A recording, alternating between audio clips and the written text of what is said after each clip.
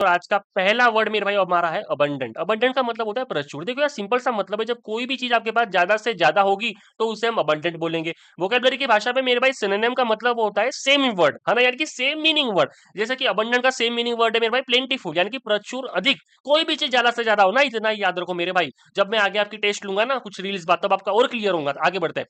देखो यार, इसका जो एनाटोम हो यानी कि इसका जो विलोम शब्द है मेरे भाई वो है, देखो ये सबसे पहला मेरे भाई मीगर, इसे बोलते हैं मीगर, यानी कि जो ये मेरे भाई थोड़ा साइलेंट होता है, इसका मतलब होता है अल्प।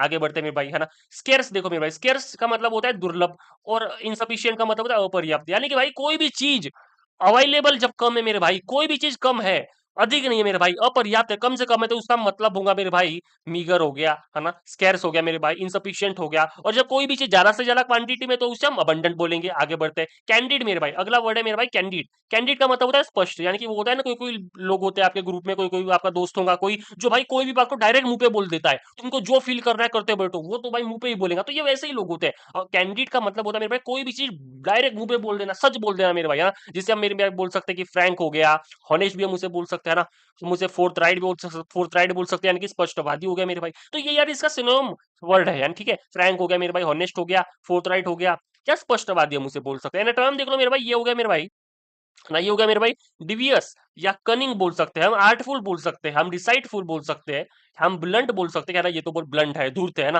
बायस हो गया मेरे भाई, कई बार हम बोलते हैं ना कि यार ये तो बहुत बायस है यार, ये तो आपका बहुत बायस डिसीजन है, तो मेरे भाई वही हो गया कुटिल चालाक धूर्त, इसका मतलब होता है। यानी कि देखो सबसे पहली बात मेरे भाई, कैंडिड का तो मतलब होता है डायरेक्ट मुंह पे बोलने वाला और स्पष्ट बोलने वाला, क्लियर बोलने वाला, सच बोलने वाला।